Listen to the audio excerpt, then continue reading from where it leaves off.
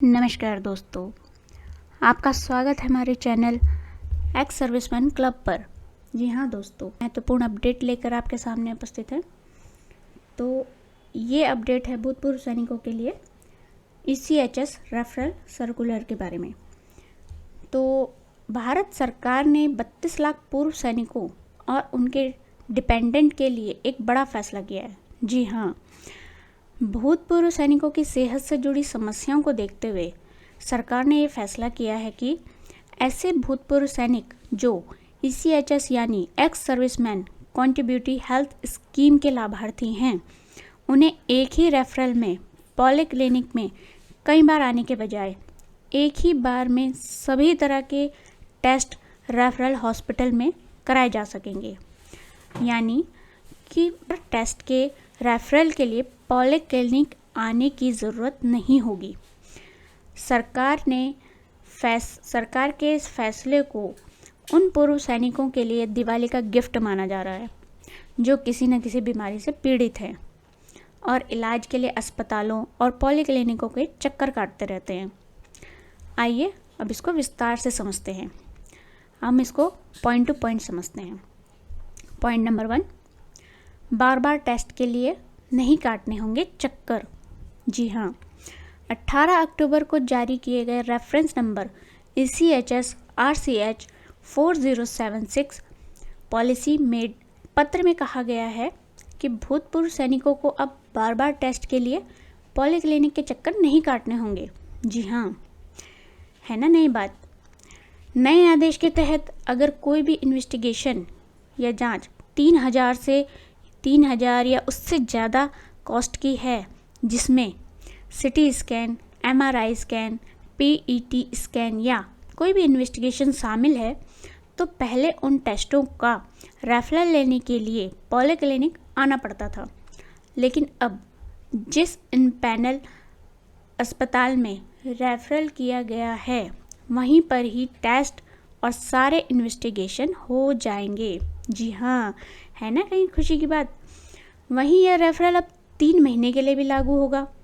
साथ ही पहले यह सुविधा केवल सीनियर सिटीजन तक ही सीमित थी, लेकिन अब इसे सभी ECHS लाभार्थियों के लिए लागू कर दिया गया है। पत्र में यह भी कहा गया है कि यह टेस्ट पैनलबद्ध अस्पताल सुपर स्पेशलिस्ट विशेषज्ञ द्वारा ही तय किए जाने चाहिए, क्योंकि अनावश्यक टेस्ट निर्धारित या किया नहीं जाना चाहिए।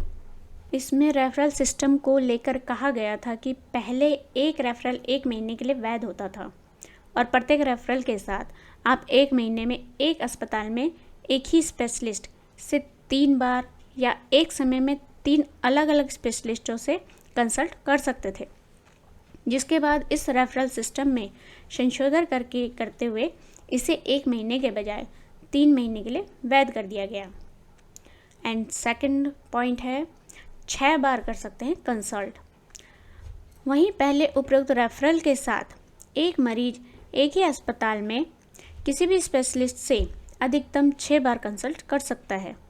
जैसे यदि मरीज को हृदय रोग विशेषज्ञ के पास रेफर किया जाता है और मरीज एक अस्पताल चुनता है और हृदय रोग विशेषज्ञ से परामर्श करता है, तो वह उसी डॉक्टर या उसी विशेषता वाले किसी अन्य डॉक्टर को उसी अस्पताल में 6 बार दिखा सकता है। इस तरह से काम करेगा रेफरल। साथ ही यदि आपको जिस प्राइमरी स्पेशलिस्ट के पास रेफ़र किया गया है, वह आपको किसी अन्य स्पेशलिस्ट के पास रेफ़र करता है, तो आप प्राइमरी स्पेशलिस्ट सहित 3 ऐसे स्पेशलिस्टों को दिखा सकते हैं। जैसे कि यदि पॉलीक्लिनिक आपको हृदय रोग विशेषज्ञ के पास रेफ़र करता है, तो वह आपको नेफ्रोलॉजिस्ट और पल्मोनोलॉजिस्ट के पास रेफ़र करता है, तो यह एक ही अस्पताल में 3 कंसल्टेशंस के बराबर है। रोगी के पास 3 और कंसल्टेशंस बचे हैं, जिनका उपयोग वह 3 महीनों में कभी भी कर सकता है। वहीं कैंसर, डायबिटिक, हाइपरटेंशन और अन्य हृदय रोगों के लिए रेफरल पहले की तरह 180 दिनों के लिए वैध है। अब थर्ड पॉइंट आते हैं अब 75 साल के बजाय 70 वाले लोग भी इसका फ़ायदा उठा सकेंगे। जी हाँ, पत्र में 70 साल और उससे अधिक उम्र वाले लाभार्थियों के लिए भी यह सुविधा उपलब्ध रहेगी।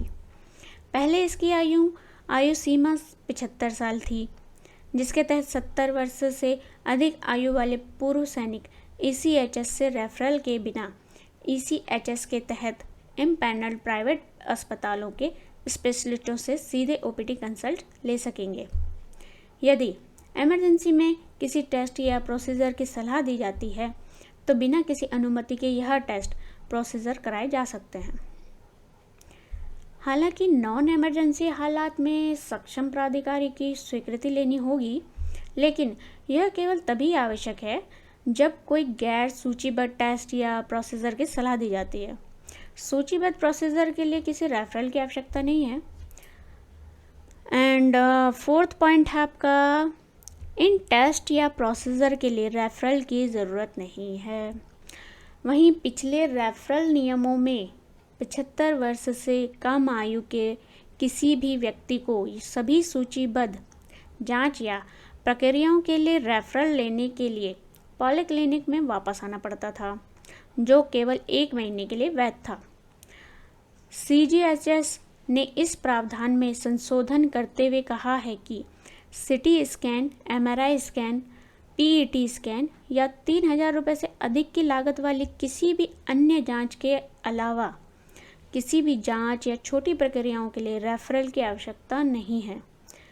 वेटरन्स की मदद करने और उन्हें एक ही रेफरल में पॉलीक्लिनिक में बार बार आने से होने वाली दिक्कतों को देखते हुए अस्पताल सभी टेस्ट कर सकता है। वहीं बोल्ड अक्षरों में लिखा गया है कि इन टेस्टों को सुपर स्पेशलिस्ट विशेषज्ञ द्वारा ही तय किया जाना चाहिए। 3,000 रुपये की लिमिट या स्पेशलाइज्ड टेस्ट के प्रोविजन वेटरन्स और 70 साल से ऊपर के लाभार्थियों पर लागू नहीं होंगे। हालांकि जो भी दवाएं इम्पैनल्ड अस्पताल की तरफ से प्रेस्क्राइब की जाएंगी उन्हें पॉलीक्लिनिक से ही कलेक्ट करना होगा। एंड आपका 5th पॉइंट है, फॉलोअप ट्रीटमेंट के लिए ये नियम है। साथ ही प्राइवेट अस्पताल में किसी भी भर्ती के लिए रेफरल की ज़रूरत होती है जब तक कि इमरजेंसी ना हो और OIC पॉलीक्लिनिक ER को मंजूरी ना दे। पॉलिसी के मुताबिक गंभीर रूप से बीमार ECHS लाभार्थियों को ECHS पैनल बद्ध अस्पतालों में फॉलोअप ट्रीटमेंट की अनुमति दी जाएगी। वहीं पोस्ट ऑपरेटिव फॉलोअप ट्रीटमेंट के लिए ECHS के तहत सूचीबद्ध निजी अस्पतालों में स्पेशलिस्ट से बार कंसल्टेशन की ज़रूरत वाले ऑपरेशन के बाद की स्थितियों को समय समय पर रिवैलिडेट करने की ज़रूरत नहीं है और बिना समय सीमा के CGHS दरों पर फॉलोअप ट्रीटमेंट लिया जा सकता है। इनमें कोरोनरी एंजियोप्लास्टी सहित पोस्ट कार्डियक सर्जरी मामले, अंग प्रत्यारोपण के बाद के मामले, पोस्ट न्यूरो सर्जरी मामले, पोस्ट ब्रेन स्ट्रोक मामले, जिनमें नियमित फॉलोअप ट्रीटमेंट की आवश्यकता होती है। इसके अलावा अंतिम चरण की गुर्दे की बीमारी, लीवर फेल्योर के फॉलोअप मामले, cancer, arthritis, auto immune disorder, neurological, Alzheimer रोग, पार्किंसंस आदि में फॉलोअप ट्रीटमेंट लिया जा सकता है। तो दोस्तों आज के लिए इतना